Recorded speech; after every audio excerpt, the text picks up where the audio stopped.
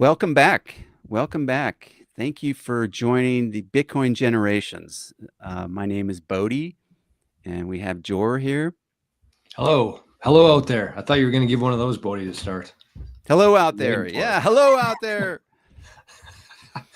Um, yeah, thanks for joining us today. It's great to be with you, Jor. And I'm always learning a lot from you, and I really appreciate the audience and people who are interested in learning about Bitcoin. Um, let's uh, let's. I was thinking maybe we could just start off for people who don't know us, and maybe there's a few they're in the chat right now. But for those who don't know us, could you introduce yourself and just a little bit about your background, and then I'll do the same. Of course. Yeah, this is our second episode of Bitcoin Generations, but the first one on your channel. So this is kind of the introduction. So I'm happy to share a little bit about myself. So I'm in Canada, Jor. I got a channel called 88 Sats Radio that we've been taking pretty seriously for about a year now. I do a live show every single morning at 9 a.m. Eastern Time. And it's called the Bitcoin journey because Bitcoin itself is a journey. It's not something that can be learned after watching today's show. It's not something that can be learned after taking a 2-week course. It is something that you just get into, you buy a little bit, you get some skin in the game, you learn a little bit, and then you just kind of evolve with it. So the whole thing is a journey. And I've been just blown away with the amount of people who are showing up every day in the chat, asking questions, supporting the channel. It is somewhat newer to me. I never planned on being a YouTube guy. That was never my intention. I worked many jobs. I could probably list about 10 or 15 jobs I've done through my career. But the most recent one was as an accountant. So I was a CPA. I went through college, university. I took my CPA designation, and I worked for about 10 years for a public accounting firm. And then in 2020, 2021, I kind of just had enough. The world was just way too crazy for me. I started looking into Bitcoin. I actually started in crypto stuff first and then realized how offside I was there. And I found my way to Bitcoin.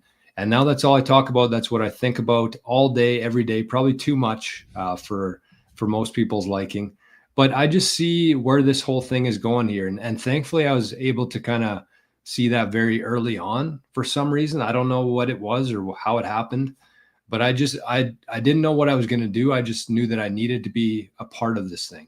And so it took me a couple years, again, from 2021, leaving my job to starting a channel and to kind of where we are today. But it is a journey. So I just want to say, I see some faces in the chat here. Bodie, you can actually click the comments there on the side and it'll show up on your screen if you want to. Oh, yes. So I've got the comments here. Just try clicking one. It'll pop up there for you. Oh, yeah. Oh, okay. See, I'm kind of new at this, folks. So here we go. Let's try this. We got There we go. Bitcoin Buddha is with us. Hey, Bitcoin Buddha.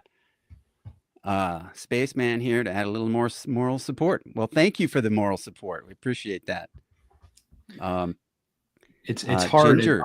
I'll just warn you, it's kind of tough to stay focused and watch the chat. So Okay. just do your best. Take it slow. That's how Bitcoin is. Everything in technology and Bitcoin. Just take it slow. Do what you can. And if there's any, I'll keep an eye on the chat. If there's anything that we need to talk about or bring up, then I'll try to do that as best I can. But yeah. Anyways, so that's kind of me. That's what I'm doing here. I'm more than honored to be with Bodie here for this new venture that we're on, Bitcoin Generations, which is mostly focused towards baby boomers, but also anybody who's just kind of getting into Bitcoin right now. And we're kind of starting from zero here almost. So that's me, and that's kind of what I'm doing here. So thanks, Bodie. Well, thanks for being here, Jor. Your time is valuable. I appreciate it. And I know everybody else does here too. We're always learning something new. I'm here learning in front of y'all on the fly about the comments and how to do this. You didn't see it, but I'm on my wife's computer today instead of my computer, and so I had to get things all kind of going, and yeah. But that's reality, right? That's life, and that's how it goes sometimes. So I'll just try to keep multitasking the best I can as we kind of move through some of this stuff. Just a little bit about me. Um, I'm a little bit older than Jor. I'm originally from the Midwest and moved out to the state that's on fire right now after high school, and I worked as a firefighter for started out there and and uh, and then finished my career in the state that has a lot of gambling in it. Finished my career down there, and yeah, that's a long story. I won't go into the details about why I ended up in Nevada, but there was a program called Affirmative Action. You may have heard of it. Some of the older people here may have heard of that, and yeah, and so the some of this stuff that we've talked about and the system that's broken, it goes way back. Okay, and so I experienced some of that firsthand, in trying to find a job in the traditional fire service. But I spent a long time doing that, and finished out my career into getting hurt and things down where I was working, and you don't tell firefighters that they can't do something, because we'll find a way. We'll find a way. If there's any life in us, we're going to find a way, and that's how kind of it is with financial financial literacy and wisdom. If you've had some losses, if you've had some setbacks, if you've had some things like that, like I have, and like I know a lot of people have, you kind of like, trick me once, it's on me. Trick me twice, uh, that's really bad, but I'm not going to get tricked the third time, kind of thing. And so as I think as a country, as North Americans, the world, we've all learned through this age of the internet about like kind of how the system's been broken in so many different ways. And I mean, we see that every day in all different kinds of ways play out, just the fires. And there's no water. And it's like, well, the fire department doesn't have water to put out fires. And well, it just rabbit trails on and on and on. And Yes. without going too far down that rabbit hole right now, I'll just kind of finish up by saying, after I retired from the fire service, I moved to another state back east in Virginia, and I farmed for about 10 years. And I got my hands dirty, got my kids into the dirt, and we farmed and we did some, just some really, down to earth stuff that was really helpful, and it changed me a lot. And I kind of, yeah, it was good for me. And really kind of what I could say is that I'm thankful for the little things a lot more than I ever was before. When I lived in, a suburb of Las Vegas, Nevada, I mean, it's like 180 degrees from where I went to in Virginia, because I couldn't stand living there anymore. I loved being out in the farmland, and I mean, learning how to like build soil, and permaculture, and like Joel Salatin and how they do greenhouses with it's just amazing. All right. So like that's what we need to get connected to. We need to get back kind of connected back to the land and realize, hey, where does our food come from? We need to teach our kids stuff that our schools were never going to teach. But yeah, it's kind of a cycle. I see that, we've kind of like, we a lot of us, many millions of us now are seeing that things are broken, and like, how do we fix that? Well, if our food's broken, then we need to go back to like figuring out a way to like grow our own food, source good food. Maybe I don't raise cattle, but there's a guy that does, and I'm going to network with him. And I actually know some guys who are Bitcoiners that raise grass-fed beef, an ultra high density grazing, model. Um, and I don't want to go down all these rabbit holes just yet, just to kind of gloss over the top of who we are, what we're doing here, and why we're doing this. And that is my why, though. My why is my family. That's where I came from. Originally from Oklahoma. I've mentioned this, I think, before. Have a little bit of some, Irish and Scottish ancestry, but also I have some Native American back there. And it's really kind of ironic, how does that happen? It's like mutt, you know. I love it. Uh, but my family behind me that's where I came from. My family in front of me, I don't even know some of those generations yet, but hopefully someday the work that we're doing now, and we're going to be, learn Bitcoin, from the basics, but we're going to like our next generation, like we were learning now that the smartphones are really not a good idea. Okay, well, how do we fix that? Well, there's ways to do that, but beyond beyond that, our kids and our grandkids, those things are critically important. We have to we have to invest now. We have to do the work now. We have to realize that getting Bitcoin, taking good care of it, making sure that it's, all those little steps that we talk about, that, you talk a lot about, is that is the plan, and not like trading Bitcoin. Don't buy low and think you're going to sell high and churn that thing. And you're going to just lose yourself and get wrecked and get addicted to bad stuff. So yeah, so that's a long answer about me. You'll find out that sometimes my answers may be too long, but that's some of my background. Got I've got 6 wonderful kids, absolutely amazing. Jor, I just can't encourage you enough in that area. I won't go there, but I do want to go there just a tad, just to say, like, I love Arnie, and I know, Lord willing, you'd be a great dad. So there you go. It's out there. Um, I'm working on it. so that's it. That's really it for me on that front. Yeah, I've talked too long here. Go ahead. Yeah, no, I think that there's a couple things that I would just follow up on there. Probably just to give people an idea of how the structure is going to be. I told Bodie, just steer the ship, and I'll jump in when I need to, or when you ask me to. But for the most part, Bodie's going to be the captain of the ship here. So a couple different things on that. If you are watching and you're somebody who's just trying to learn about Bitcoin from like zero, like just know that you're not alone there. You're way ahead of many people, 99% of the world actually. And just feel free to, no matter how stupid or how dumb you think the question is, just throw it in the chat, and we're more than happy to answer them. And the one thing I would say, because I see a lot of people in here, Jason, Waro, Lazy River, Cleaner Machine, just saying hi. So if you have a question, just maybe put it in capital letters. That's a good way to do it. Or send like I don't know if you can send a super chat to Bodie's channel, but just make sure that you put it in caps or something, and we'll get to it. And we're also actually streaming on Zapstream today. So Letha, I see over there, Letha zapped 420 sats for the show. So Bodie and I will be splitting any zaps that come in from the Zapstream today. So, but I will just follow up with that, Bodie, because I think it is kind of important what you were talking about there, and kind of why we should be caring about it right now.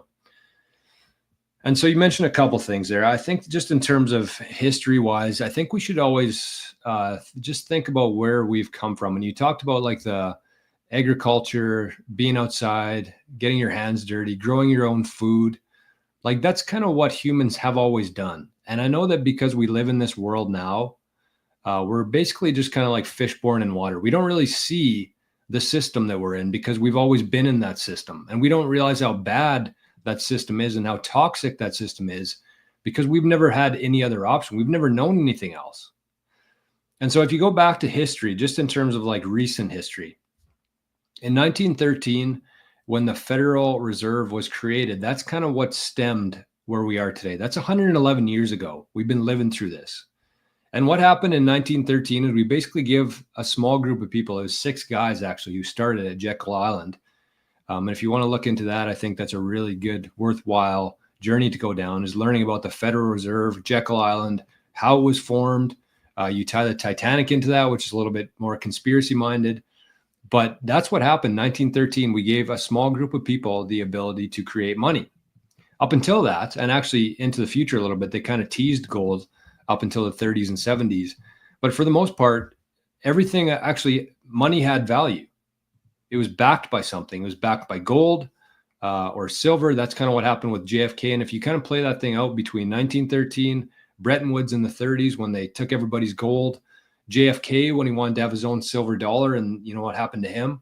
And then, of course, in 1971, when Nixon took the US off the gold standard. And so that was 50 years ago. 50 years of history here that we've been living on a currency backed by nothing. And that's the problem. And that's why Bitcoin fits into this whole equation so well, is because if you look at like the Bitcoin itself and why are we talking about, why are we dedicating so much of our scarce time here to tell people about Bitcoin? Because up until now, we never had another option. We never knew there was something wrong, but we definitely didn't have an option of something to do. So with Bitcoin, the nice thing about Bitcoin is that nobody can print it. I think that's a very important thing for people to understand from the get-go here, is that it's not controlled by anybody. There's no CEO. There's no board of directors.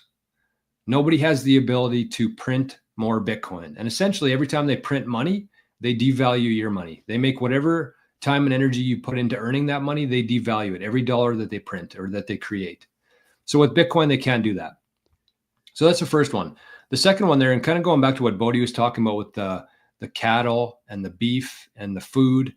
And I foresee a future where, kind of going back to, what we used to do here, where people have Bitcoin. It's a peer-to-peer. That's what Bitcoin was designed to be, peer-to-peer electronic cash, which is an important part of that, cash. So Bitcoin very much resembles cash if you do it properly and you know what you're doing there. Like Bodhi could go to his guy down the road, say he needs half a cow or a quarter of a cow. The guy says, okay, that'll be, 0.002 of a Bitcoin or 2 million sats. And Bodhi says, okay, takes the beef, sends them the sats. Nobody knows that transaction happened. And I think that that's a very underappreciated part about Bitcoin for people who are kind of looking in from the outside that don't fully understand this. There's a way where you can send that privately without anybody in between there. Peer-to-peer, no middleman, electronic cash.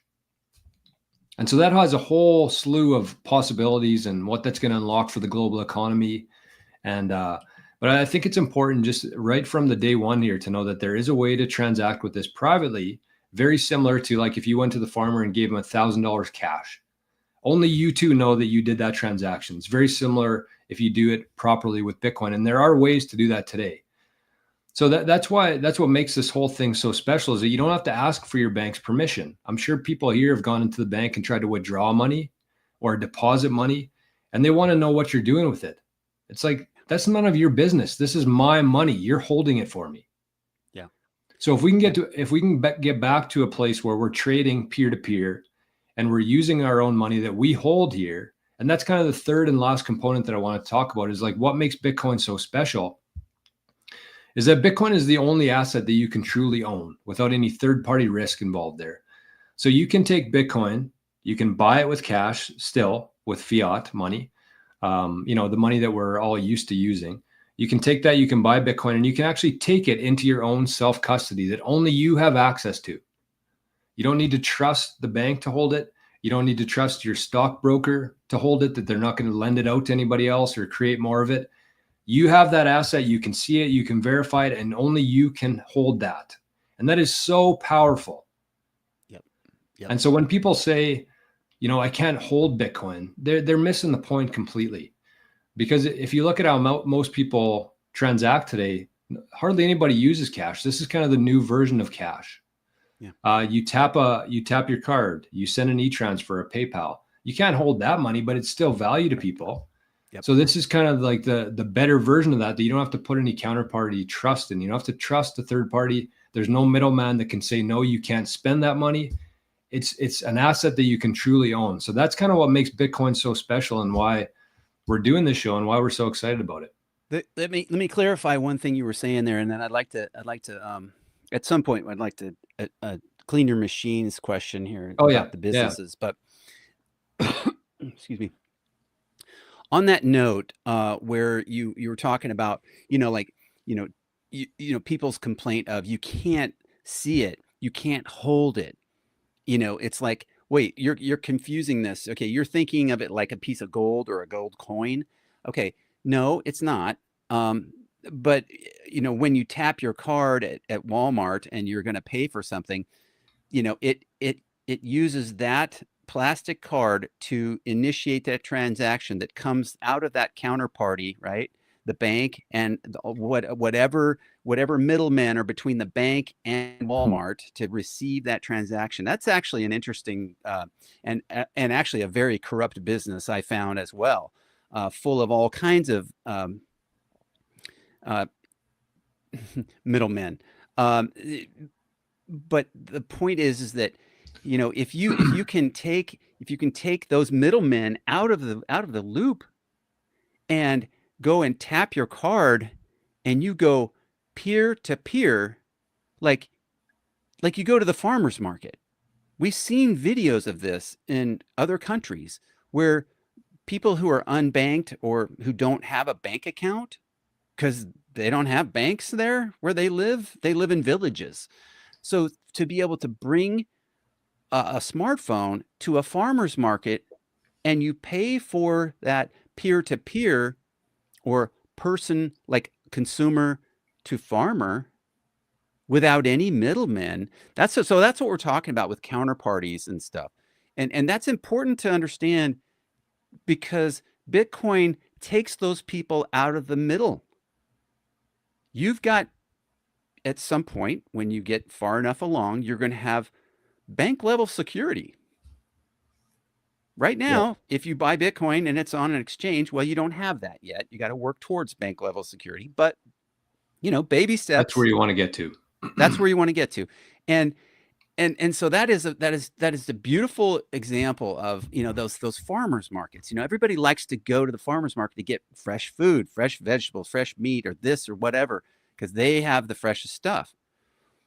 Well, I say everybody likes to do that. Some places they don't have farmers markets, but that's the idea. And so anyway, without belaboring that point, I think you guys get that. You already know. There's many people in our chat here who are listeners of yours, and they totally get it. But I'm trying to like talk to some of the other folks that I've invited to Yeah, watch, yeah, yeah. and we right now we've got 45 people watching. I don't know what our Oh likes wow. are yet, but kudos to all y'all being here and supporting our channel. We'd love you to subscribe and like. Um, but let's transition if we Cody, could. sorry. Before we transition, I got a thing I want to do here. So I'm gonna just Okay. show people here the peer-to-peer aspect of this. Do you have your phone on you? I do. Yeah. Okay. I'm gonna send you a payment over Lightning. So I want people to think about this in a couple different ways here. So we got Bodie at strike.me. Okay. So kind of what Bodie was talking about with the farmers markets and stuff like that. That's a perfect example that's being used all around the world right now already. But even from Walmart's perspective right now, I want you to think about something that's here, like where we live, with businesses, with small businesses, Walmart, King Golf, the company that my little brother and I own. So if I wanted to send, or if somebody wanted to buy something from me on our website, they go through the whole process. They put in all their information. They press buy. That automatically comes out of their bank account that day, or gets added to their credit card balance. But it's not actually for another couple more days when it goes through the middleman, when it goes through the banks. Make sure that I have the money, make sure that they have the money, make sure that everybody approves of that. I actually don't get that money for at least 2 or 3 days. So that's like the whole thing there is like the settlement period there is one. Plus they take like 4 or 5% of that just for facilitating that payment there. Yeah. So that's like real life stuff that we deal with every day just because we haven't had any other option to do that. Yeah. So I'm going to send Bodie here some 88 sats, and I'll show when I'm sending it, and I'll show when it's Bodie can hold his phone up and see when it shows up here. This is kind of like the Lightning. Oh, what the heck's going on here? Why won't it let me do that? But the Lightning network itself is going to be the layer that kind of replaces the Visa, or Visa implements it. But it'll be the same kind of thing where you don't need to wait around as a business owner. You got stuff to pay for. You need employees to pay. Why would you have to wait 3 days to get that money? With Bitcoin, I send it. It's automatically in Bodie's account. I don't have to ask anybody for it. I don't have to wait around for anything. It's just there. That's the peer-to-peer aspect of this with no middleman. Sorry, I'm just trying to talk and do this at the same thing, which can be Yeah. difficult. No, this is always interesting on live stream. It's like, oh, is this, am I in the right place on this app and all that? Well, So when you're talking and trying to do something at the same time, it's tough. So it's Bodhi@strike.me, right? correct. Okay. So I'm going to send it right now. This is a wallet called Speed Wallet. So it should be pretty fast. So I got Bodhi's address in there. It looks like an email address, Bodhi@strike.me. I'm going to send 88 sats. And Bodhi, hold up your phone just to see how we're in two completely parts of the world here. And this is going to go through in probably 5 or 10 seconds without asking anybody. We don't need anybody's permission to do this. That's right. Um, So just get your Strike app opened. okay, I got my Strike app open. Okay. So I'm going to send it here. 3, 2, 1. Okay. So that's Boom. sent on my end. Yep, it's here.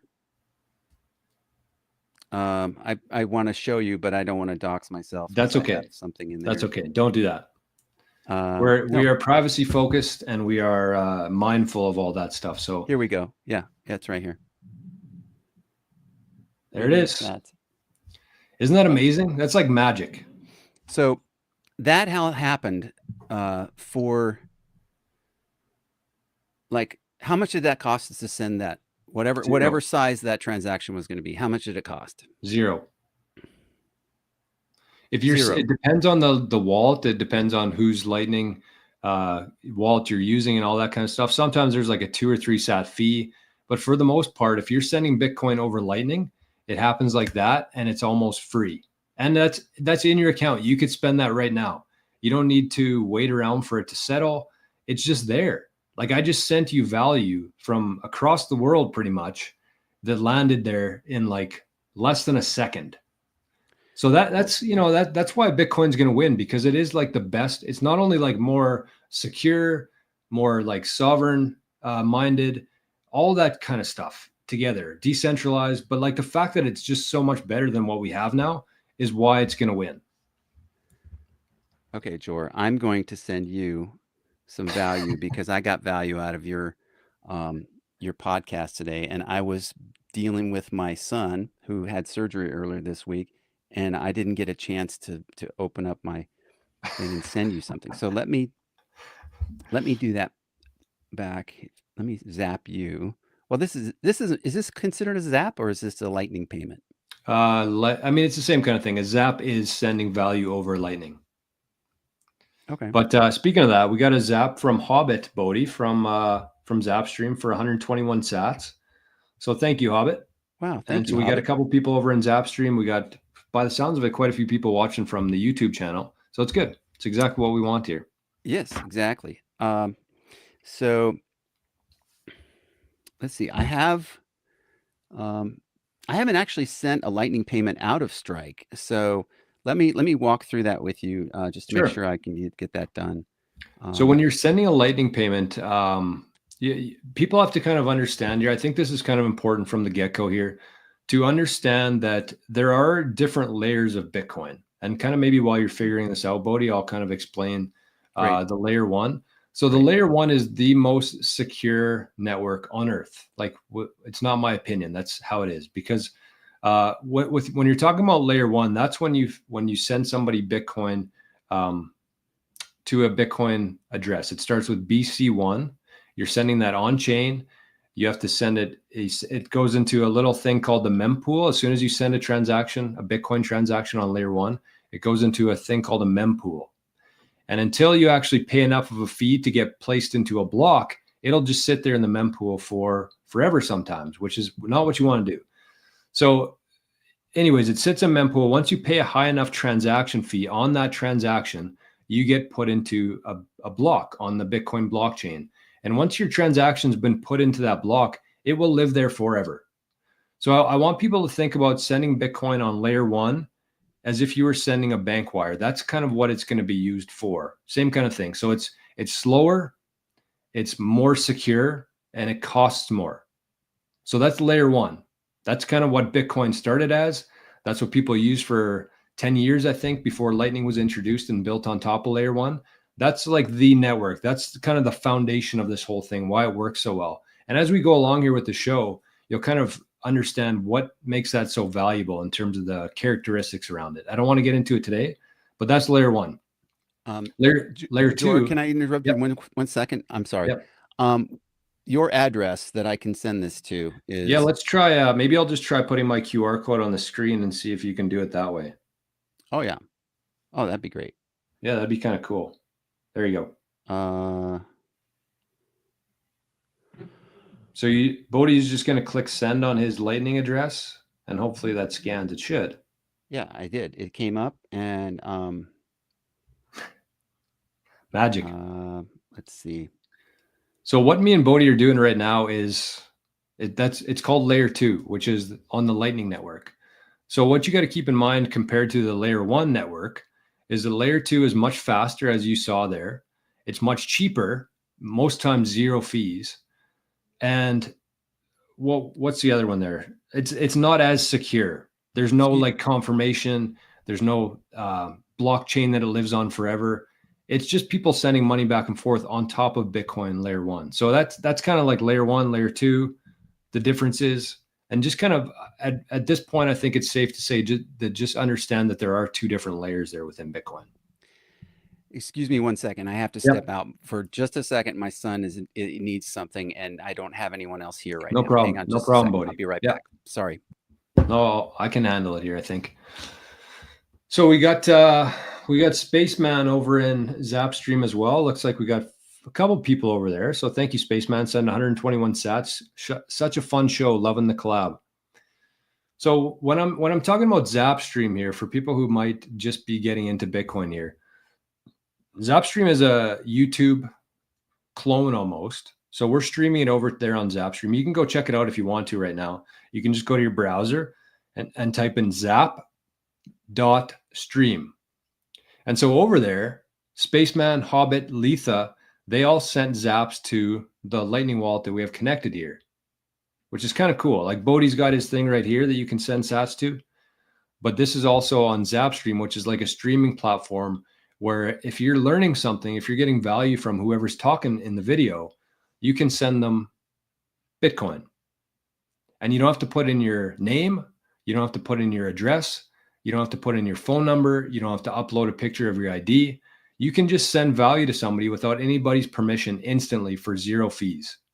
So that's kind of the beauty of Lightning, and that's how it's kind of being worked into the internet today. The capacity for this, I would say, is unlimited, but that's kind of where we are today. And so everything that's going to be built on top of Bitcoin, again, layer 1 is the foundation. That's the secure, that's the decentralized, that's the immutable, that's the transparent part of this whole thing. And there's already layers being built on this, like Lightning, like eCash, like Liquid. So all these layers sit on top of Bitcoin, but Bitcoin layer 1 is the value here. That's what this whole thing's built around. Sorry about that. No problem.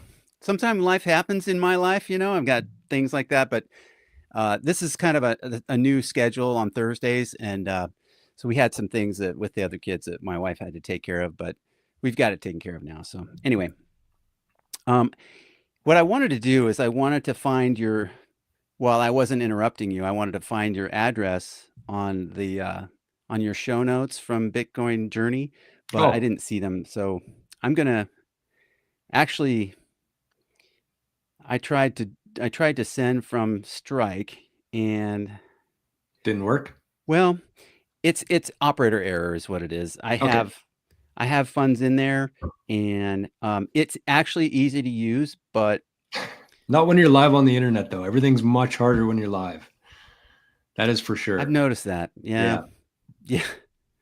But having said that, I invite some of your other listeners to do that, to start a podcast or do something like this, because it's actually, you can really add a lot of value because everybody has so many different kinds of backgrounds, and what you bring to a network of people who are you're kind of on this journey with is very unique, and I think Bitcoiners bring a lot of value just anyway by the things that they see and the things that we know. But anyway, I don't know if I should struggle through this or not right now or not, but I'd love to try to do that. You can do it after, Bodhi. You can do it. I think Okay. I think people kind of got the idea of how fast I mean, our transaction there took about a second. So Yep. that's kind of the beauty of this thing. Somebody's asking about Lightning Liquid Aqua. So anytime you're doing something other than layer one, if you want a transaction to be very secure, you want it to go there and nobody can ever reverse that. That's another big part of business owners too, is the chargeback, right? If you Mm, bought something and decide like a week later that you didn't want it, or you faked that you got hacked, like that's a very tough thing for the business owner there, because yeah. they'll do that. The credit card company will say, oops, this was an error, sorry, we got to take the money back. You can't do that with Bitcoin. You can't reverse transactions with Bitcoin.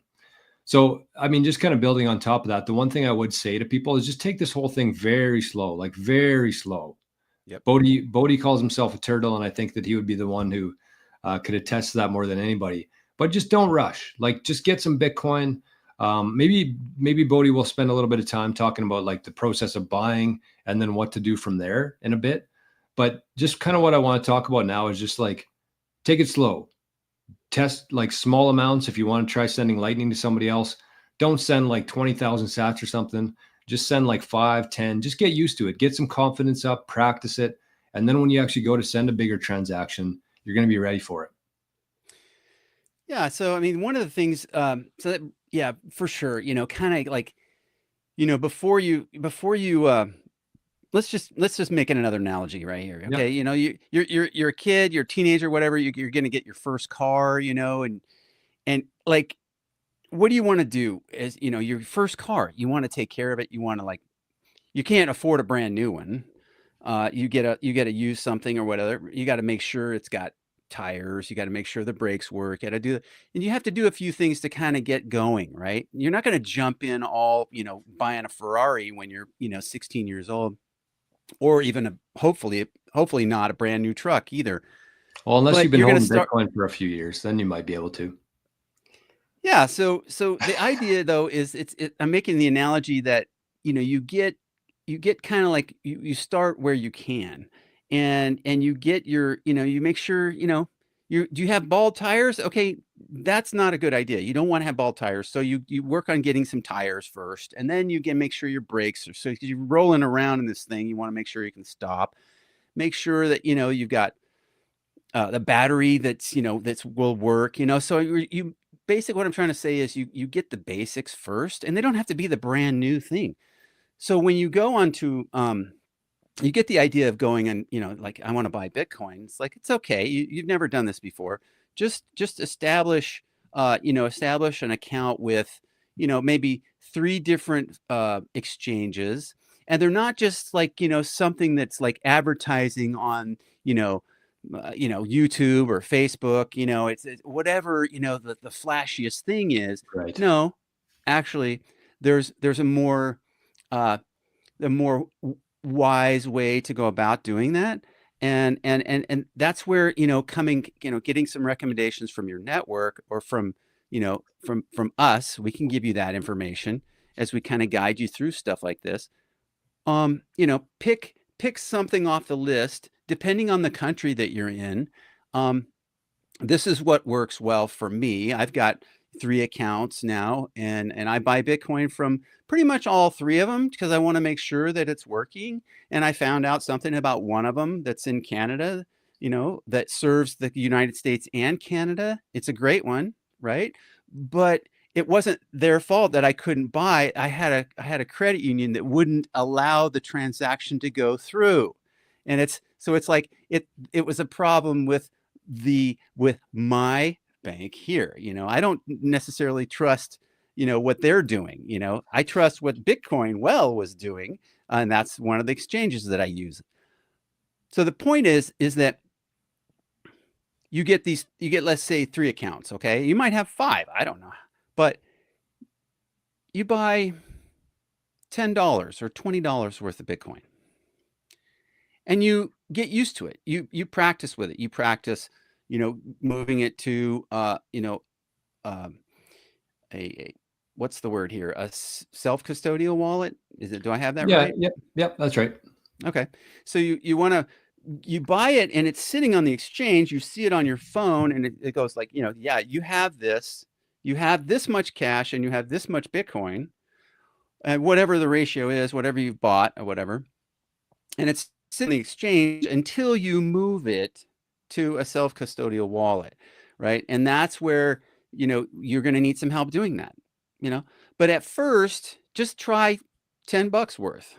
Hmm. Just try $5. If you can't afford $10, try, because you don't have to buy one whole Bitcoin. You can buy a little tiny bit, and that's okay, because what you're trying to do, the most important thing in the beginning, is to exercise your muscles, learn how to get these things, and do it the right way. And with $10, you can learn on $10 worth of Bitcoin. People blow, $10 on a coffee drink, and stuff. So um, just walk before you run. There's going to be people that are here to help you.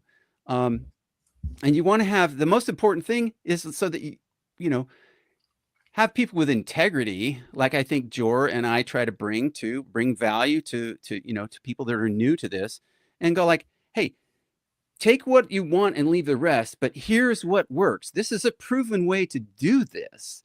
So, I mean, and at some point, Jor, we can segue into some of those stories that we had talked about. Yeah. But I think, you can get wrecked so easily by doing things that you don't know what you're doing.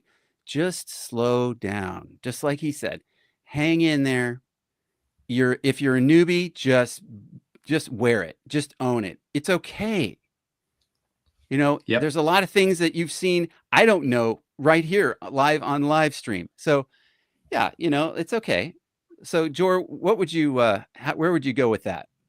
Yeah, no, I think you're absolutely right. I love the fact that you mentioned the exchange. I think that the one thing to maybe just mention for people who are, just getting started here is an exchange is basically a place where you send them dollars and they send you Bitcoin. You can either hold it there or you can get them to send it to your own, as Bodhi mentioned, self-custodial wallet. And so until you actually take the custody of that Bitcoin, you don't truly own it. That's kind of what I was going back to earlier in the show, where Bitcoin's an asset the only asset that you can truly own yourself. And so that's what happens when you move it off of the exchange into your own wallet. But a couple things I'd say on that is, I love the car analogy, by the way, Bodhi. That was a good one. And I think that the one thing I would add to that is, like, when you're learning to drive, when I was learning to drive, anyways, I had somebody right beside me in the passenger seat with a brake, where if I was going too fast or doing something stupid, they could just slam on the brakes. So I don't know if they have those training cars where everybody else is, but the point is that you had somebody helping you through it. You weren't just like hitting the road, hitting the highway on your own in your new car or your used car. You had somebody there, and so I love that analogy. And I think that the one thing I would say on that as well is, like, even myself, I've been in Bitcoin for 4 or 5 years now, and I had somebody just yesterday who was buying Bitcoin on a new exchange for the first time. And even though I've done it hundreds of times, maybe thousands of times with myself and with other people, I just said, like, he wanted to put a sizable amount of Bitcoin into this. And I said, let's just start with $500. Let's just start with that. Like, just get that in there, make sure it works, make sure your bank's connected properly, and make sure that it goes into your wallet. Instead of just like trying to do everything full force at once, even people, again, who have been here for a while, it's always good just to send a test transaction, start with a smaller amount, kind of get your feet underneath you, and then you can build on top of that over time. Like, just kind of be aware of where we are right now. Most people feel like they're late to Bitcoin, but this thing hasn't even started. Like, in Okay. 20, 25, 30 years from now, people are going to look back and just give anything to be where we are right now. Very similar to like So land and real estate in Manhattan. Same kind of thing. Like, this isn't something that's just going to happen in a week or a month or a decade even. So just why take it why slow. Yeah, sorry, go ahead, Bodhi. Well, no, I'm interrupting you, and I apologize. That's So okay. why, for someone who's new, it's like if they hear that, they're like, "Well, what do you mean? Bitcoin's been around here. It went from like $100, now it's $100,000. What are you talking about? Why? What do you mean we're just like brand new? We're early on this. Where does that come from?" And I hate to push back on you on that, and I'm not pushing back. I'm just like help them understand like Yeah, why no, we're that's a good call. That's a good call. And I kind of mentioned before that it's very similar to like land in Manhattan in the early days. It's like when people started showing up there and they saw that you could buy like a lot of land for $5 because there was a lot of land. There was hardly anybody there. There was no demand for it. So there's a lot of supply. If you're looking out at Manhattan before anything was built, there was a lot of supply. There was hardly any demand for it. And that's why the price of like a lot or to start building there was like $1 or $2 because that's what it was worth at the time. But as more and more people showed up, the supply went down. And obviously with more people there, the demand went up. And so you look at like Manhattan and say, you got a lot for $5 back in whenever that was, 1800s. And then in 20 years from then, it went to like $500 and people, which is the equivalent of like 10 to $100,000 Bitcoin today. But it went from $5 to $500 and people are like, oh shit, I missed Manhattan. I missed out on it. You know, I wish I could have been back there when they were buying lots for $5. Now it's 500. I can't do that. I've missed the boat. But what gives Manhattan its value? It's scarcity. You can't print Manhattans. You can't print prime real estate like Manhattan. So then you fast forward another 50 years and it's like, okay, this is $20,000 a lot now. I missed it for sure. Like, damn. And then you look at today and they're selling for like tens of millions of dollars per lot or per building. So that's the same kind of thing. Whenever you're dealing with a scarce asset, as more and more people show up, as the demand increases for it, the price only has one way to go, which is upwards. And so 50 years from now, $100,000 Bitcoin is going to look like a joke. We probably won't even know what the price of Bitcoin is 50 years from now because we're going to be dealing in such smaller units of sats, right? And so what is a sat, you're probably wondering? Yeah. So it's a sat or a Satoshi is a unit of account for Bitcoin. It's how you divide Bitcoin up. And so if you think about Bitcoin and sats, like you think about dollars and cents, there's 100 million sats in one Bitcoin. There's 100 cents in $1. So it's the same kind of thing. And so as time moves on here, we can't create more, regardless of how much demand is coming into Bitcoin. We can't create more. So then you just keep moving the unit of measurement there. And just one last thing here, because I think that this is important to kind of build on top of. If you think about it very much like land, let's use Manhattan for an example again. When people showed up there, you could buy like a whole township of land, which is like, I don't know how many sections or acres, but you could buy like a whole township for like $5. That's kind of where we are with Bitcoin right now. And then as more and more people showed up to Manhattan and the area there, then they started subdividing it into sections of land. And as more and more people came, they moved to half sections of land and then quarter sections of land and then acres of land and then lots. So it was the same thing there. It was just as more and more people show up, you keep dividing it further. And that's the same thing with Bitcoin because you can't create more of it. You just have to keep splitting it in smaller portions. So I love that land analogy. It's one of my favorite things I've ever talked about on my channel. I think it really hits home with a lot of people. So that's kind of the idea there of why we're so early. That is a great example. And I you know, I don't want to muddy anything up. I kind of like to just leave that there. But there is also, you know, I don't want to say an urgency. That's really kind of not the word I want to use because the opportunity, though, it's not going to be like this opportunity here forever. Yeah, Like that's kind of what I wanted to ask you about. Yeah. I wanted to ask you about like why is, you know, why do people have like a sense of urgency or, you know, like I mean maybe some are, you know, like have a fear of missing out or whatever, but I don't look at it like that. I look at it like it's an opportunity that there's kind of a window, isn't there? Yep.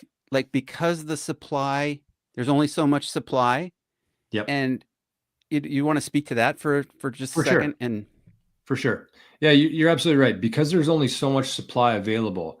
So let's just think about this thing like from a first principles basic economics thing here. So with every other asset that we've ever known before, as the demand for that, as more and more people want that asset, they can always create more of that, whether that's a new TV, an iPhone, even gold. Gold's like the second most scarce thing to Bitcoin, but you can still go out to the mountains and get gold if their demand's high enough for it. mm-hmm. Bitcoin's the only asset where, irregardless of how many people want it, how much demand there is for it, you cannot change the supply of it. And so kind of where we are right now, if you look at who owns the Bitcoin, It's like 70 to 75% individuals own Bitcoin. And so what does that mean? It means that the countries, the big corporations, the AI, the robotics, they're not here yet. And when those guys show up, like let's say that in 11 days from now, Trump says that he's going to start buying Bitcoin. Like just think about the scarcity of this. Think about the fixed supply. There's 19.8 million Bitcoin that exist or not exist, but that are in circulation right now. So 19.8 million. Think about how much the US is going to buy of that. Where's that going to come from? There's about 2 million Bitcoin, I think, on exchanges that people can buy and sell with. But as more and more people, as the US shows up, as China shows up, as Russia shows up, as Saudi Arabia shows up, they're going to start buying a lot of this fixed supply. And as that happens, the supply just keeps going down and down and down. And there's going to come a point where they're like, okay, well, where do I get? I want to buy 10,000 Bitcoin, whatever the price it is, but there's none available. So when we get to that point, I don't know when that happens or, how soon it happens, but that's kind of, you want to get there before the big boys show up because there's only so much supply of this. And if you look back a year ago, this is kind of the point where Wall Street started buying Bitcoin for the first time with the ETFs. Right. And you could see that coming because I think the time the price of Bitcoin was about $40,000, maybe 45. Mm-hmm. And all of a sudden ETFs showed up and they started buying up a bunch of this, which when you reduce the supply and the demand keeps going up, the price goes up with it. And so it's the same kind of thing we're going to see here where Bitcoin went from 40 to 100 because of Wall Street showing up. When countries start buying, we're going to go to 100,000 to 1 million to who knows. There's really no limit on where this goes. Is it true? I've heard that that there are some still right now some guardrails up so that institutions or like companies cannot get in yet. Yes. It's still preventing. There's something in that prevents them from being able to gain this asset to their balance sheet, right? Yep. I mean, Michael Saylor was talking to Microsoft about this, and they chose not to move forward in that. But and I don't want to go down that rabbit trail too far. It's just the point that I was trying to make was just for us to talk on the fact that there's a window, and it's kind of like, don't just assume that this will always be available, that you can buy Bitcoin for cash, US dollars. Yes. That's the point I was trying to get to. Yeah, and I think that you're right on there. And that's one thing that people should be aware of too, is like there's a lot of companies out there who just can't hold Bitcoin right now. Because if you're a public company, you have to disclose everything that you do. Everybody has to be in agreement, from the shareholders of that public company to the board of directors. Everybody has to be on the same page. And there's a very strict regulations of what each company can and can't do. And because Bitcoin's only 16 years old, this isn't written into a lot of things that they can do with their treasuries. And that's why you see a company like MicroStrategy that's just been exploding. I think it was up 1,600% in 2024. But they're using MicroStrategy because they can't hold Bitcoin, but they can hold equities in other companies. So basically what's happening is MicroStrategy is buying Bitcoin because he's the most influential, like the shareholder there, what's it called? I don't know, the guy who can make decisions, I guess. Like he's the controlling shareholder. Majority shareholder, yes. So he can say we're going to buy Bitcoin because he doesn't have to ask anybody, right? It's much different than other public companies. So they're buying Bitcoin, and then all these other companies who can't buy Bitcoin directly, they're buying shares in MicroStrategy. So that's kind of what we're seeing right now. You want to front run this. You want to front run those companies who can't buy Bitcoin yet. You want to front run the US of America or the United States of America, who are going to be buying Bitcoin here shortly. You want to front run Russia, China. You can do it, and you can do it today. Just a little bit of clarification. So let's not go off onto out into the wild blue yonder on this for the new folks. If I understand you correctly, you're saying that that MicroStrategy, while that's a publicly held corporation, right? You're not saying, oh, go out and buy MicroStrategy. Bitcoin, there is no second best. Okay, let's get established that. But in the case of companies who can't own Bitcoin, that maybe obtaining shares of MicroStrategy is the way to go because they are limited by the walled garden that you're in, for lack of a better term, Yep. Like that the they SEC can't and that do kind of stuff, anything right? else. So Yep. and so are people like in public employees and 457 plans and you know all these different IRAs and things. There's walls on what they're able to buy. So Yep. some of those people with that money that's in the system, they can't purchase outside that system. They have to stay within that system. And the only one, Exactly. or the first one, right? He started. We won't go too far into that, but you talk a lot about MicroStrategy. But those companies are able to kind of access some exposure to Bitcoin by going to MicroStrategy. And there's a lot of people that talk down about MicroStrategy, but they don't want you to know about Bitcoin. They don't want you to see, oh, you could get some exposure to Bitcoin by buying MicroStrategy if you have money in the existing system Right. in your like retirement account. Am I anywhere close on that? No, that's absolutely right. And I think just to give some people, again, just going off what you're saying, they're like, MicroStrategy is great if you have any money that's like stuck in the system, whether that's through your pension, your retirement account. Like MicroStrategy is probably the best way if you want to start investing in Bitcoin companies. MicroStrategy is the play. But if you have any money, if you have any cash in your savings, in your checking account, that's the stuff you want to convert into Bitcoin, and you want to take custody of that. That's the pristine asset here, because everybody's going to be fighting for Bitcoin. Everybody, every person, every country, every company, every robot, every AI agent on earth is going to all want Bitcoin. And if you think about this, I just love to think about the actual scarcity of Bitcoin. So you think about the fact that there's 63 million millionaires out there right now, probably more than that. That's what we know. 63 million millionaires. There's 21 million Bitcoin. So not only every single millionaire on earth cannot own one Bitcoin. So that's a pretty big deal. And most people think if I can't get to one Bitcoin, well, what's the point? But the other thing too, there is like there's 330 million companies on earth. And each one of those companies, if they're profitable, if they have earnings in the bank account or a treasury, they're all going to be holding Bitcoin. So 330 million companies, 21 million Bitcoin. Each business, plus you factor in the ones that Sailor's already taken off that are going to stay there forever. You look at the countries who have been buying Bitcoin, El Salvador, they're going to stay there forever. Like a lot of these coins are already moved to wallets that will stay there for the next 50 years. So the supply that we're talking about here is not 21 million anymore. It's probably closer to 2 to 5 million. So 63 million millionaires, 330 million companies, 2 to 5 million Bitcoin available. So the scarcity aspect, and just understand that you don't need to get one Bitcoin. That's everybody's goal, but just like get as much as you can while you can. That's right. The window, and we're in the open window right Yes, now. we are. Yeah. Okay. So we've established that. We've established that, get out there and establish some accounts with some of these exchanges where you can trade, you can purchase Bitcoin with your US dollars or Bodie, do you want to put some of those in the show notes just for people if they're like, where do I buy? Let's put some of the yeah. ones that we use in the show notes after the show. So you Okay. can just go to those exchanges. You just sign up for an account. You'll have to put in like your ID, unfortunately. But that's the only way that we have right now for the most part to buy Bitcoin is through like a regulated exchange. So Yeah. Bodie and I will put some links in there if you're in Canada, if you're in the US, and if you're not, we'll put a link in there too for people. So Yeah. sorry. Yeah. No, no, no. Those we'll have some like referral links or something there for you.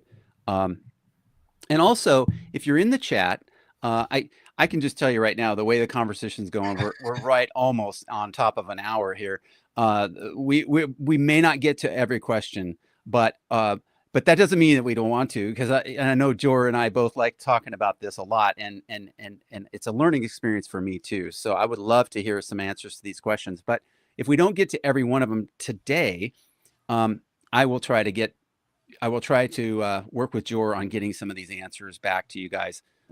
But I think he did say, um, if you have a question you really want to get answered, put it in all caps so we can see that. I want to go back to one that we had here. Uh, this one right here, Clean Your Machine. And I just kind of really briefly wanted to tell you about this. Something that a video that I watched with um, Antonopoulos is his last name, and what's his first name? Andreas. Andreas. Yes. Okay. Uh, I think. Well, I think that's him. I will link that video in the show notes too. He's a Um, legend. okay, so is that the guy? Is that the same guy who interviewed um,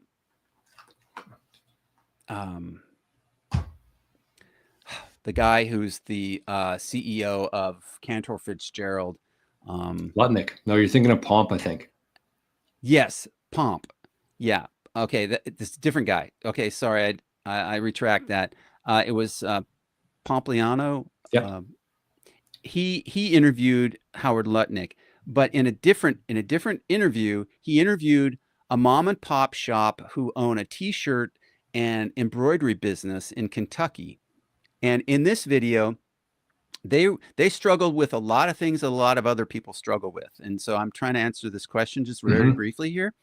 They didn't pay their employees in Bitcoin, but they provided an incentive for them to stay, because what they did was they got Bitcoin on their balance sheet, and then they incentivized their employees to stay by saying, if you stay here 5 years, you'll get this much Bitcoin. Or ownership in the company, something like that. Right. And so at first there was, out of like 100 people, there was only like 4 or 5 that Oh, I were love like, that. oh yeah, that's great. Well, after like the first year, and they have this Bitcoin like TV, with all the price, every day people come in and they see the Bitcoin price going up, and they don't know what Bitcoin is, but they liked seeing the number go up, right? That's so cool. So this is something I experienced as a contractor when I was a contractor too. Employee retention is almost impossible. And I've spoke to Alex about this in Vancouver. He has a plumbing business. It's just impossible to keep good people. So you have to incentivize.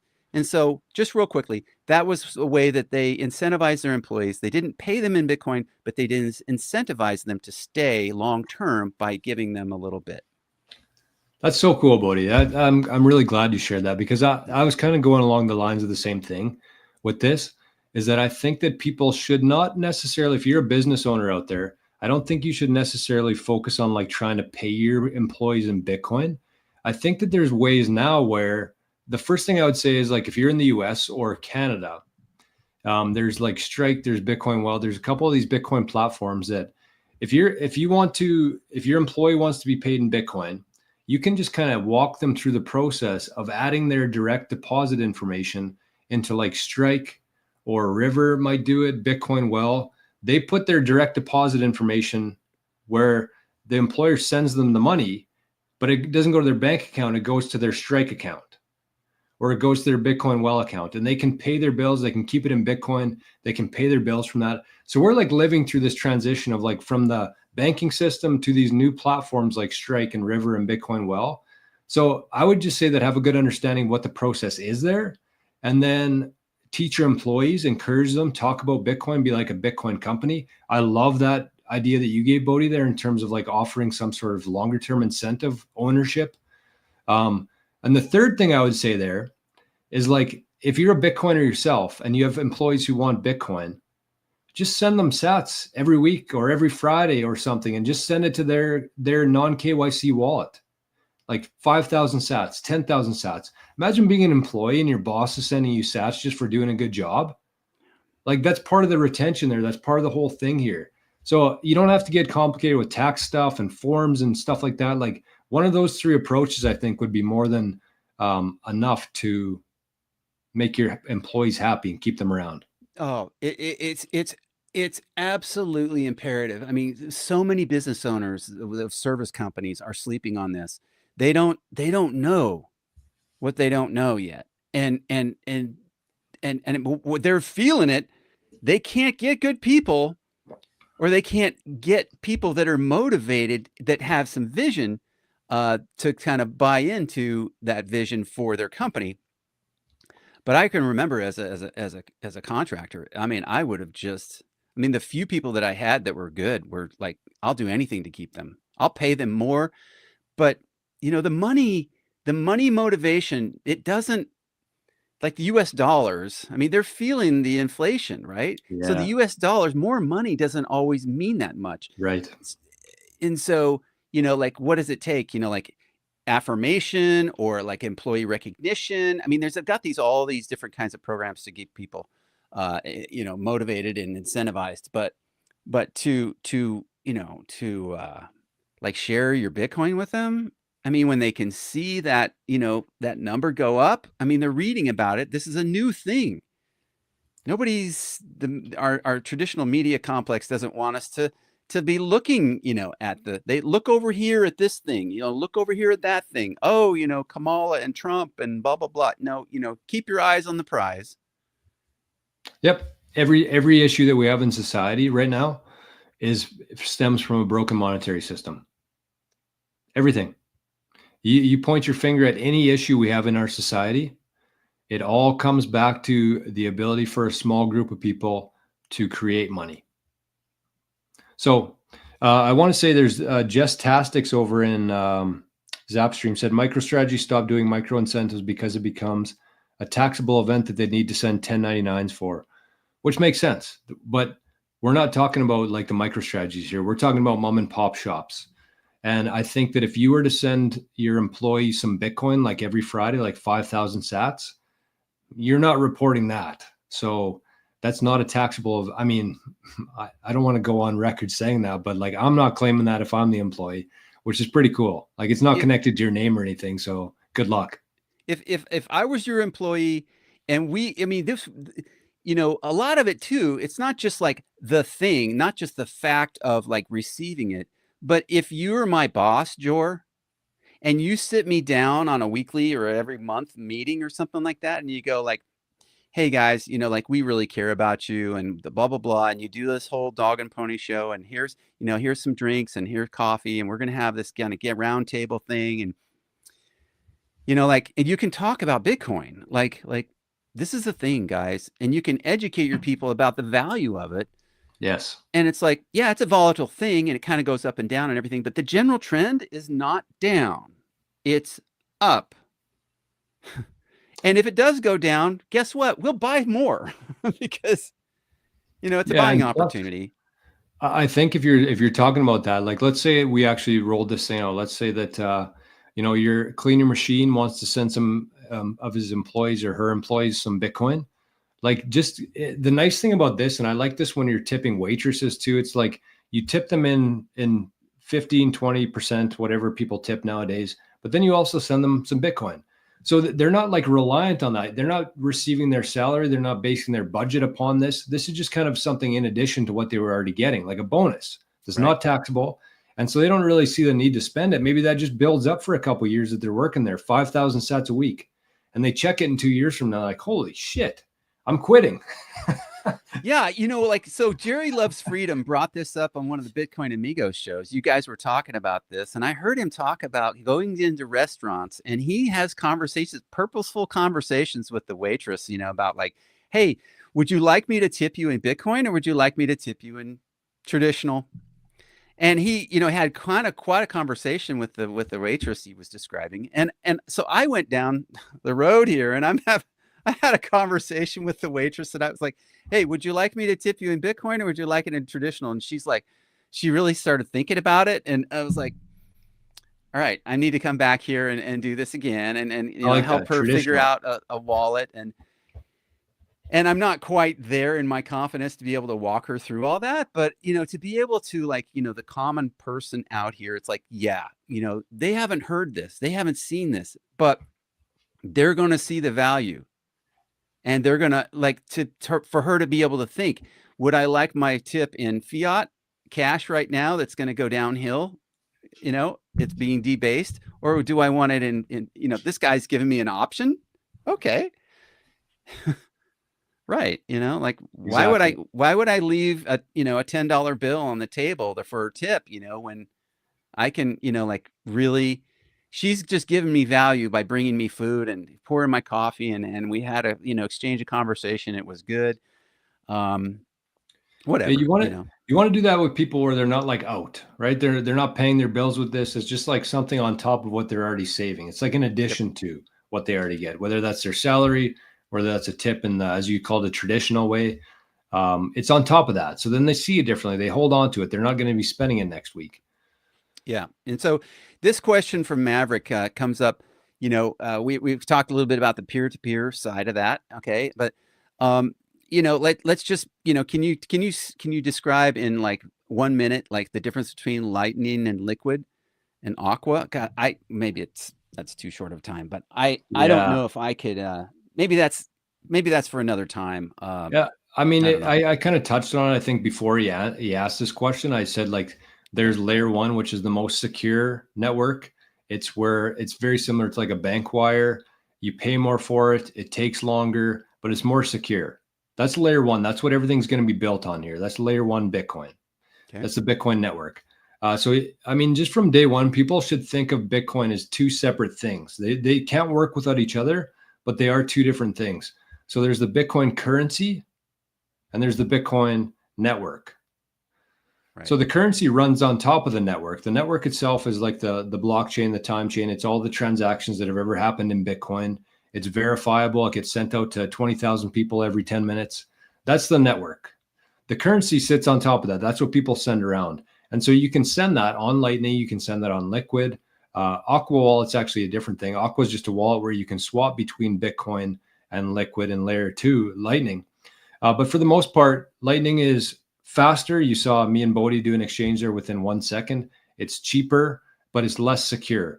So think about Lightning as if you're paying for things. Like that's how we're going to pay for things in the future. It'll be on Lightning. You're not going to be you're not going to go to a restaurant and settle your bill with a layer one payment because it'll take forever. It'll cost you too much. You just don't need it. You don't need that transaction to live on the blockchain forever.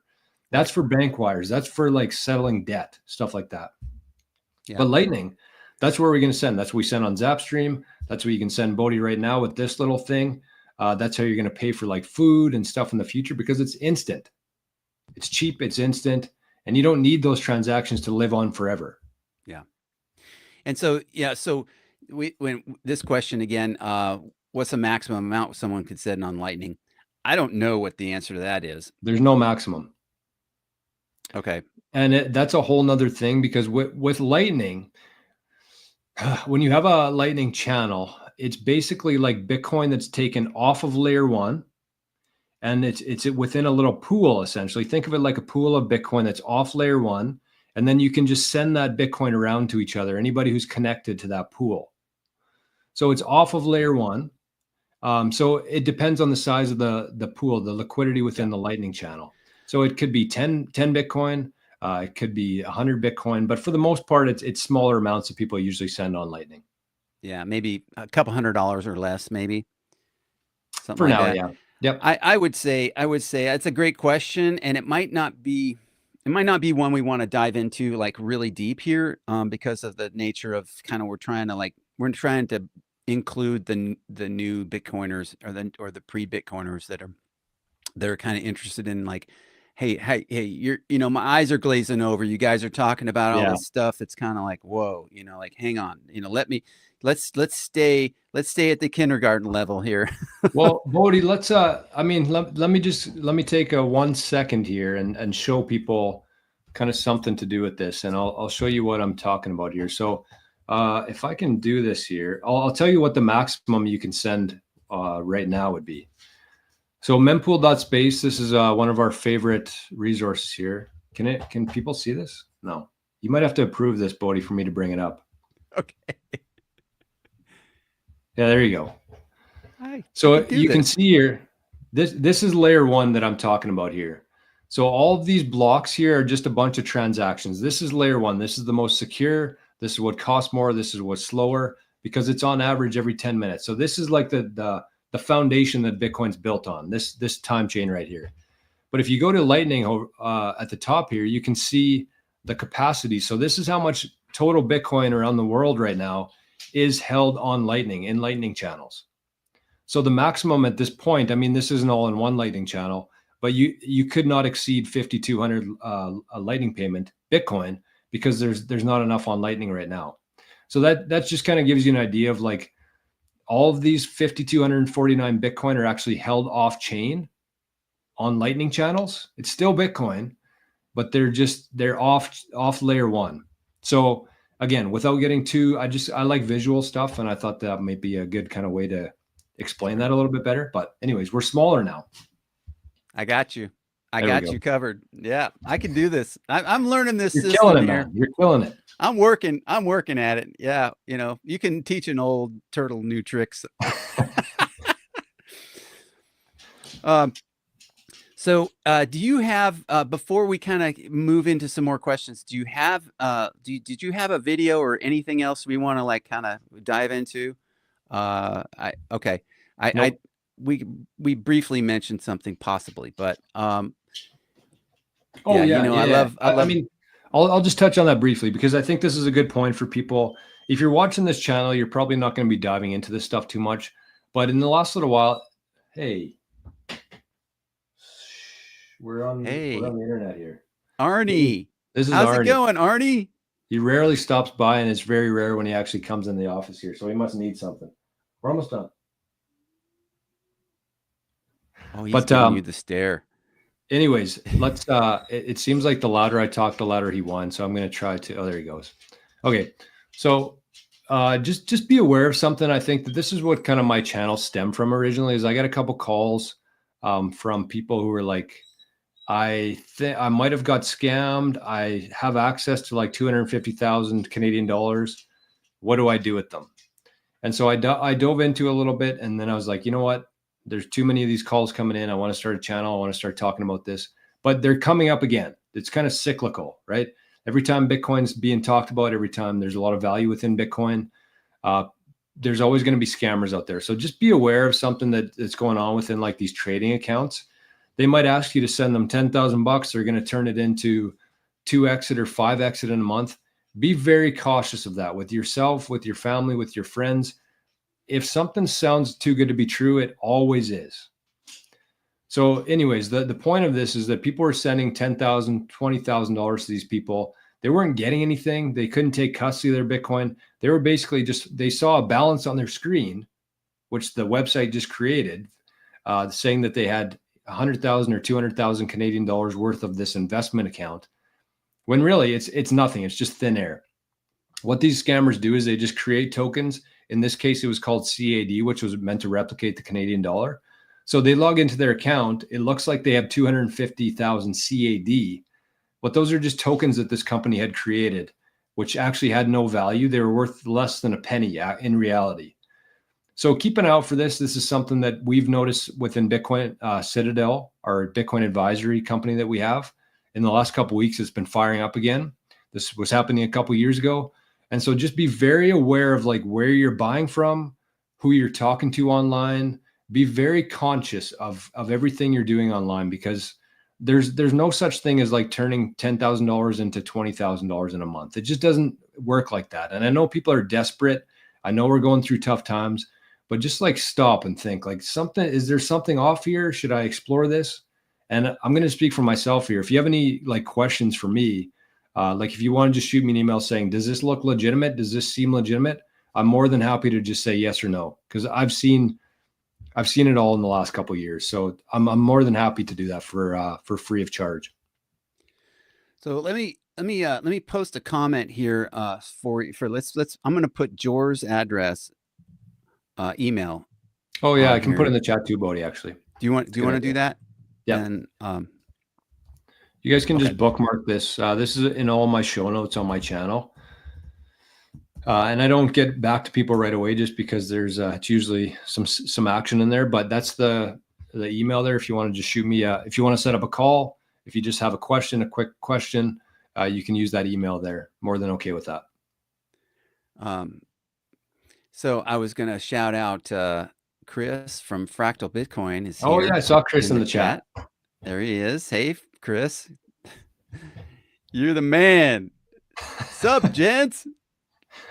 I love the energy. He's got the music going. He does all the stuff, man. Bitcoin awesome. amigos. Love those guys. Love those guys. Yeah. Um, so we're I got kind to of top up cruising my through balance here. here. Uh, Bitcoin hasn't hit puberty yet, says buck 52,000. It's true. Yeah. Yeah. Well, we're 16 years old now, so we've probably hit puberty, but we're still just like figuring things out. We Yeah. think we know it all, but we're just figuring things out. We're 16 years old. But as Fractal Bitcoin here says, he says, amigos are front runners. And yeah, if you're here, yeah, we are front runners. And it doesn't matter if you're 80 years old or 18 years old, you know, you are here and you're front running this whole thing. So keep going, keep learning, keep educating yourself. Um, uh, yeah. So, if I could, I'd just like to just share something without doxing anyone or anything. I would just, you know, um, yeah, I ran across, uh, through our Bitcoin Citadel group, uh, the a situation where it was a situation kind of like that, and I'll just briefly say that this was these folks that were talking to, they had a trading platform that really wasn't like an exchange, like a typical, we take your US dollars and then you get Bitcoin. That's the typical kind of exchange. This Yep. was sort of Right. like yeah, we you can buy Bitcoin here, but then there's all this other stuff that they can buy too, and it's like, oh, by the way, you need to, like, in order to get in this investment club and this whole thing, and it ended up being a real kind of a not a good situation for them. And then they tried to get out, and they were asking me for some help to try to, like, kind of sunset the whole process, and kind of exit gracefully and do it the right way. And that's why they reached out to me. And I just so it was kind of my first time talking to someone in that kind of a situation. And it was yeah, it's not good. The result is not good. And so we're yeah, they're kind of going through that right now. But that's why you want to take it slow, take it baby steps, and just start off, like we said at the beginning, with with just buying $10 or $20 worth, from this particular exchange. Buy some from that exchange. You find out, like, oh, my credit union doesn't like that exchange in Canada. Okay, that's not Right. necessarily good, because I know that exchange in Canada is a good exchange.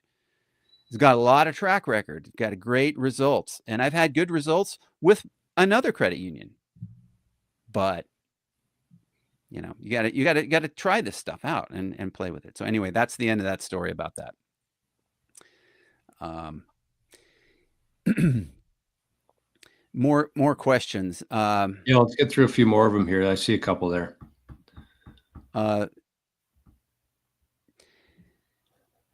Desiree's Koala Bears says, would you guys recommend hardwiring to your modem while sending Bitcoin? Basically avoiding Wi-Fi? I mean, it depends. Like, kind of how I approach this whole thing with like privacy and stuff like that is like just do as best you can. Like, there's trade-offs with everything. You can go to many extreme lengths of like trying to protect your information, your KYC stuff. Like, I see a comment on here saying buy without KYC. Like, yeah, I mean, if you're knowledgeable enough to know how to do that, if you have connections, then go for it. But like, for the most part, the way I look at this whole thing is two-stemmed. Number one is, if we need to be hiding about what we own, if we need to be worried about owning Bitcoin and having our name attached to it, then in my mind, Bitcoin has failed. Truly. If that needs to be our main concern, then Bitcoin isn't what I thought it was going to turn into. But the second one there is that if you look ahead far enough here within your own Bitcoin journey, you want to buy Bitcoin and you never want to sell that Bitcoin. That's the whole idea here. Think of like accumulating digital land. That's what buying Bitcoin is. And you don't sell your land. You go to the bank and say, hey, I got 20 acres here. I want to take out a loan to buy a new truck. I want to put up my 20 acres as collateral. You give me some dollars. I go buy the truck. I make my loan payments every month. You don't want to sell your Bitcoin. You want to lend against it. And if you want to lend Right. against it, you actually have to have KYC Bitcoin to do that, because the bank's going to say, where'd you get this Bitcoin? So don't worry too much about that stuff. I know a lot of people obsess over like trying to get non KYC and be super secretive and stuff. But to me, it's like, just get it. I think that's the number one thing right now, is just get it while you can in the easiest fashion. There's trade-offs with everything, but like, don't overthink it. Just get as many sats as you can get. So we've got some Captain Codeman in the chat again today. I know he's been on your show's chat before. So he's back. How you doing, Captain Codeman? Nice to see you here. Interesting. He's Let's helpful. see I had a here. bit of an exchange with him today. He's a helpful guy. He's very knowledgeable. I'm not going to say anything bad about Okay. him, but Sure. we can probably Sure. skip over some of the stuff. I think we covered some of the things he was talking about there. Very good. Very good. Okay. Um, let's see. Hey, Noah's in the chat. Nice to see Noah, you, yeah, I Noah. saw Noah. Bitcoinium. Better late than never. That. Um, Do you want to make a price prediction, Bodie? I saw somebody ask for a price prediction from you. there's your there's your email address. So, and if anybody wants to send you send you an email, they can contact you that way. If you have some burning questions, you want to contact Jor, feel free to contact him right there. You can also contact me. At some point, I will have my show notes figured out really well, and you guys will get all that stuff here. Price prediction. Someone's asking me for a price prediction. I want to hear it too. Oh my goodness. Well, For 2025. I think here's where I'm going to go with that, and it's really, my answer is really a non-answer. I'll just tell you right now. It's like asking somebody in first grade, like what, uh, like what a mortgage payment is. It's like, okay, that's a complicated question. There's a lot of people a lot smarter than me, and I would say that, um, the reason I say that is because of, I would like to say that people who are making price predictions are making best case guesses on what they think given the knowledge that they have. Yeah, that's And right. I would say my knowledge is like, I'm a turtle. I'm a little, a kindergartner in some of this stuff. And I would say that anybody who thinks they really know is, I would say that they don't really know yet. But we have some very smart people in this industry, in this space, and those people who know, listen to them. There's some good people, and I think as we go further, and some of these people that are listening will say, well, who else should we learn from? We're learning some basics from you guys, but who else is out there that you guys recommend? And that you're going to learn that way. You're not just going to learn from Jor and Bodie.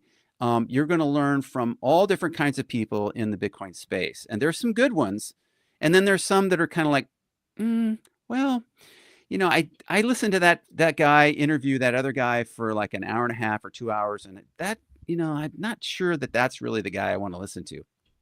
Okay, now he might be smart as a whip, but he might not really resonate with me, because I'm a lot older than most of these guys, and so my answer in terms of like what I think the price prediction is going to be is really kind of like, find who resonates with you, and if they're a recommended source and they're not some sort of like pump and dump kind of like, they've got an agenda, and they're trying to push this agenda.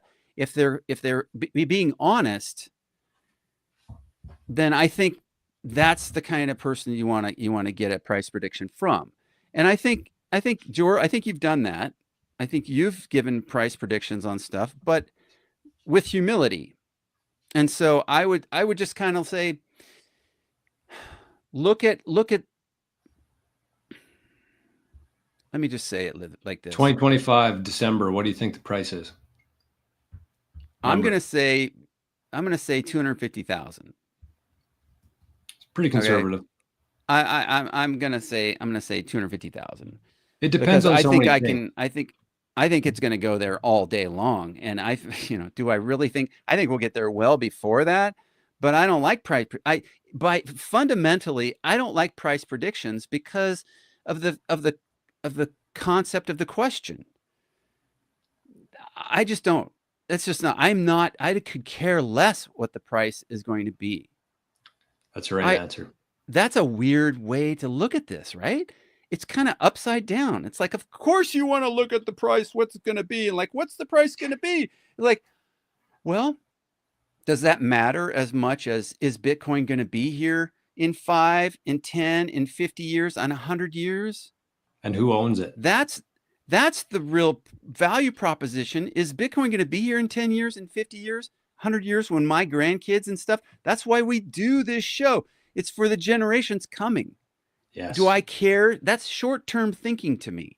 See, I think in terms of my kids and my grandkids. I try to have a 200-year outlook. That's some of the reasons why I do what I do. I love that kind of thing. I love the owning Manhattan, land in Manhattan. I don't need to own land in Manhattan. I don't even need,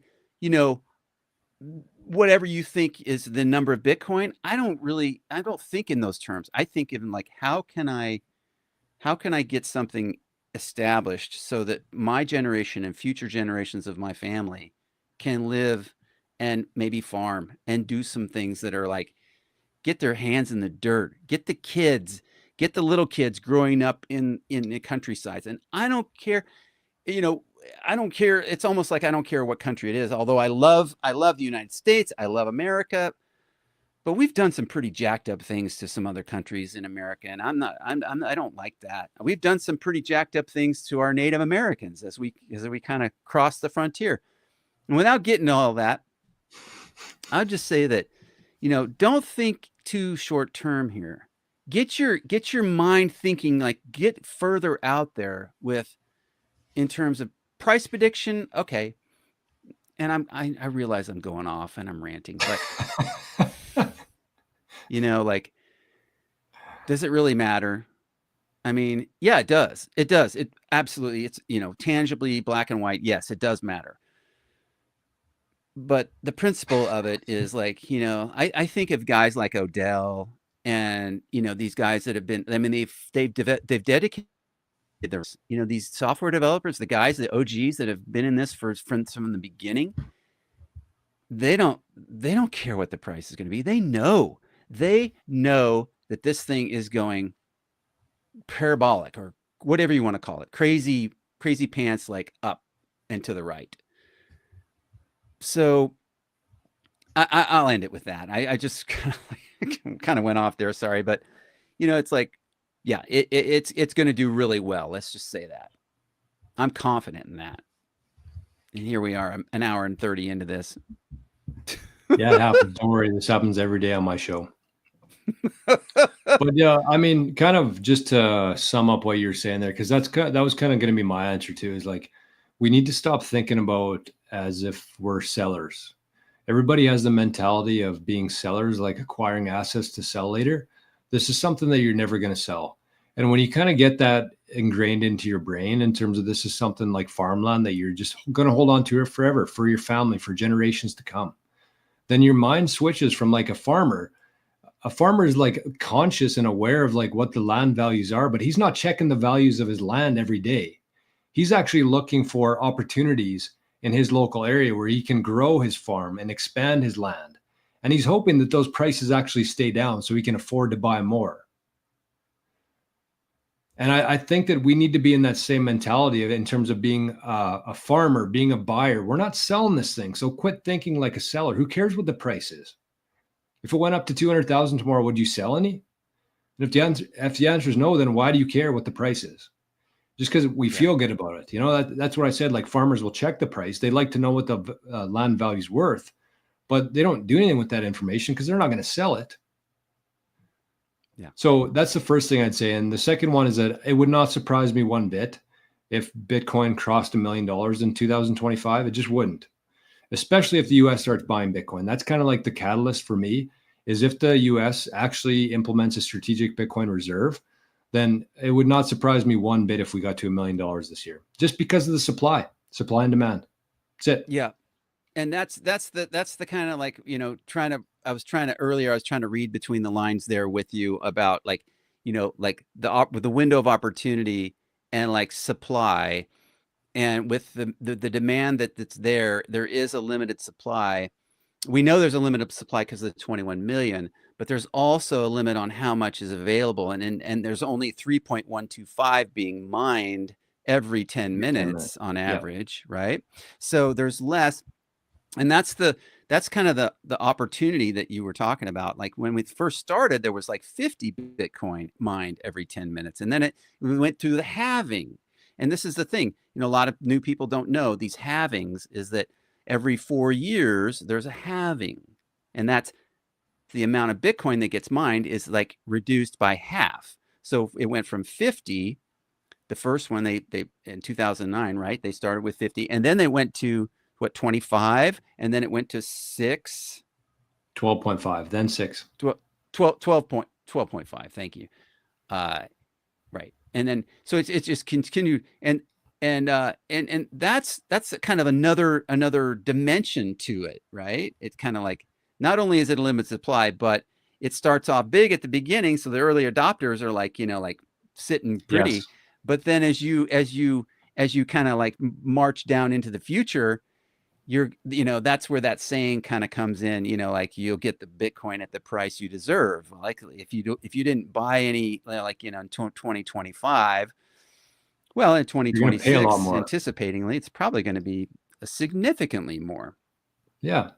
And when you're looking at things from a buyer's perspective, you understand that. And you might think that, I know this is kind of going a little bit further into the future here, but let's say like today you can buy 1,000 sats for $1. And if you just think about like where we are, the opportunity and how this thing's going to play out, like in a decade from now, people might work a whole week for 1,000 sats, just based on how few there is, based on how much demand there's going to be. So that's like why you should be taking advantage of this time right now, because you're going to get a lot more sats today with your dollars than you will in 5-10 years from now. And so there should be some sense of urgency. Don't take it too fast. And if you are going to take it fast, make sure you have somebody there to help you. Make sure you have somebody in the passenger seat there to kind of guide you as your driver instructor there. And that's a great point. Just think of things like a buyer, like a farmer. Well, I'm not going to toot your horn too loud here, but I am going to toot your horn here. And that is that, you need to find somebody that you can trust. I mean, one of the sayings is, don't trust, but verify. Well, for a year now, and for probably 6 months or 4, 5, 6 months before you and I had ever interacted, I was watching your content and I was like, like, you're always discerning, people always like are looking and Yep. judging and seeing and like, who are these folks? Well, you kind of find out what people are all about through time and track record, and my wife has this thing saying, it's Irish intuition. Well, she's got a pretty good gut level feeling about people. And so do I. I worked the streets for a long time, and so you kind of like, hopefully you have some good discernment and some good, assessment of character, and then you can figure out like, who do I listen to? Who can I talk to about this? And so you want to find somebody, and then you don't just give them all of your trust in the beginning. You give them a little tiny bit, and you see how that goes, and you interact with them a little bit. Okay, here's a question. Okay, that went well. Okay, here's another question. Okay, now we're getting to, here's a high level question. Can I trust this person to, how are we doing here? And so that's how that gets built, right? And in the social media circles like Noster, it's like, if you're not authentic, in there, it's like you're not going to have a good reputation. And so Right. that's a whole nother conversation for another day. But in the Bitcoin space, we find out fairly quickly, like who's real, who's for real, and who's not. And so when you approach things in really an authentic way, which is unusual for a lot of people, they're not used to doing that. But if you do that, it becomes apparent, like, who can you trust? And so you're exactly right. Having somebody in that passenger seat with you when you're going to, you're going to drop, $100,000 or $200,000 on something that, like, can I stick my toe in first? Like, absolutely, at your speed, at your pace. No one's ever going to ask you for anything. And in fact, we're going to teach you how to do this yourself so that you can own all your stuff. You just have to take another level of responsibility in terms of documenting and keeping track of everything, because there's nobody else. You lose your Bitcoin, there's nobody else to blame. There's no FDIC, there's no warranty, there's no Right. backsies.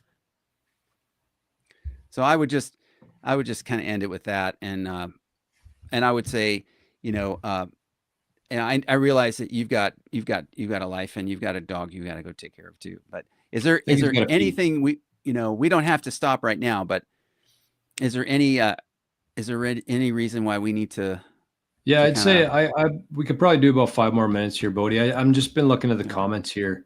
I see Captain Coveman and Dylan kind of going back and forth on a few things, including Superbacked. Dylan, if you're looking for information on Superbacked, the guy that I work with actually helped. He's a one of the early investors in it. He worked with the team kind of one on one in terms of building out the software and everything. The guy is a privacy and security expert who created it. So I would listen to him, somebody who's part of the building process and knows the back end and knows everything about it.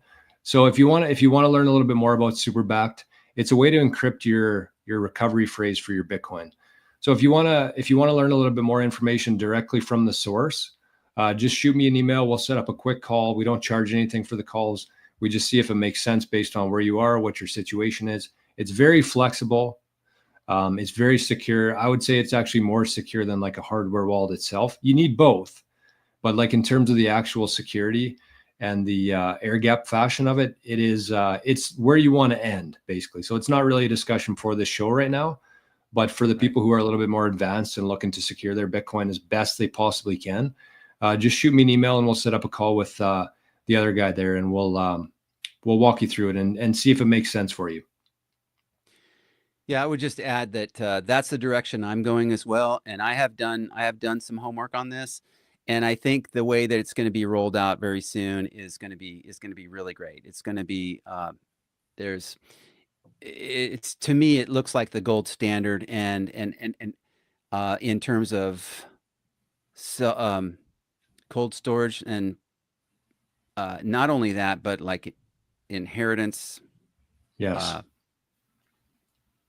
It's a kind big of part of it kind of because as direction. as your Bitcoin becomes more valuable, you have to start thinking about the inheritance side of things. And so there are companies out there. There's different ventures that are kind of looking after the inheritance stuff, but they're not intrusive, but they need to know your name. They need to know all your information. They see how much Bitcoin you have. When we're working with somebody in terms of the inheritance stuff with the superback stuff, we don't need to know your name. We don't need to know anything about you. We don't know how much Bitcoin you have. We don't know what you're holding in the super backed wallet. We just kind of tell you what you need, how to do it, and then we make sure twice a year that you're actually up to date with the process itself. You don't ever have to update the app. It's not an ongoing thing.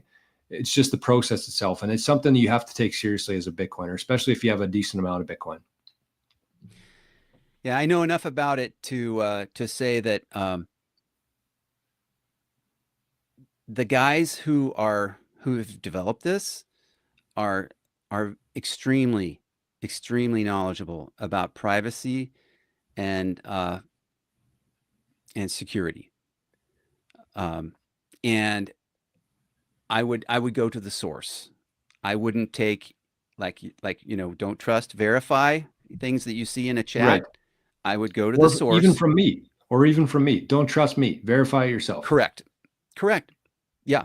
And one of the first things I did when I first heard about Superbacked is I went to the YouTube channel and I listened to Sun Yeah. describe what he was working on, this project. And it wasn't ready for market yet. And it was fascinating. It was actually very fascinating, and it was pretty far over my head.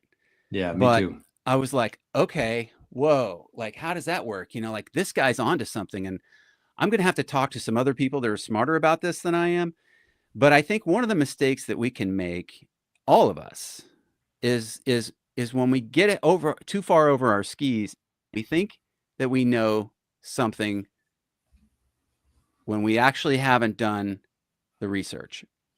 And when you start thinking that you know something and you really don't, and it doesn't Yeah, that's matter when you if get in it's trouble. this, it can be this industry, that industry, and I've been in two different industries before I went into, before I've done this. Um, you can get humbled pretty fast, and if you don't think so, then you haven't lived enough life. And so I would say, be careful, be careful. Thinking that you know something that you don't really know, because humility will have its way with you. Yeah, I'm you get just humbled pretty just fast in Bitcoin. Yeah, ask me and how you're I right. know.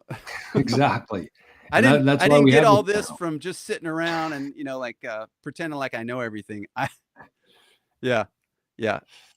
So, Um, I mean, the purpose of this channel at the end of the day is to not only explain kind of what Bitcoin is, why it's so valuable, but to try to save people from making some of the mistakes that we made. And I've made a lot. Don't get me wrong. Like when I first started buying Bitcoin, it was on Binance. I was sending random people random amounts of money. It was the wild, wild west. And even going back to before I got into Bitcoin, like we've come a long ways. And so you're in a pretty good spot right now. I would honestly say that there's never been a better time to be buying Bitcoin in terms of like the risk involved with Bitcoin, not only like with the security, with the exchanges now, with the governments buying Bitcoin corporations, like there's never been a better time, even though you can get less Bitcoin. Like when people were buying 10 years ago, yeah, they got a lot, but they had no idea what this thing was going to look like 10 years away. They had no idea that Trump would be talking about it. They had no idea that there would be a country called El Salvador that's mining it and made it legal currency or legal tender. It was literally the wild, wild west. And we've come so far from now. This thing is, people think of it as such a risky, volatile asset. There's never been a better day than today to buy Bitcoin in terms of like the value that you get for the risk involved with it.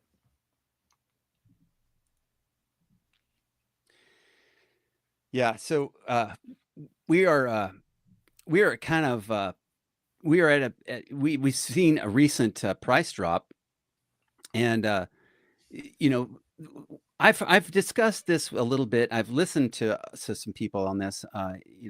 Volatility is like oh, Bitcoin is so volatile. It's like actually that's part of its makeup. It's built to be that way. Um, and it's like to me that's part of the value proposition. It's part of like what it is. It's part of like you get kind of what you need to know the game you're in.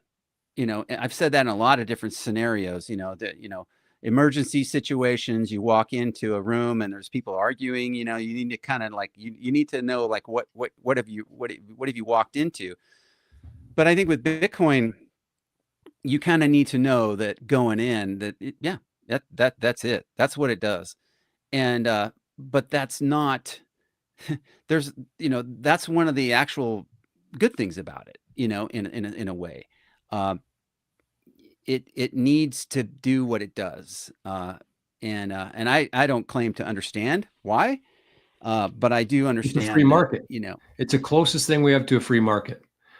And if yeah. every market was built like Bitcoin's, then they would all be this volatile. But if you compare it to the system that we know, like the stock market, the index funds, like when you Hmm. actually start digging into that and like how not, I don't want to say corrupt, but like how rigged that whole Manipulated, system is.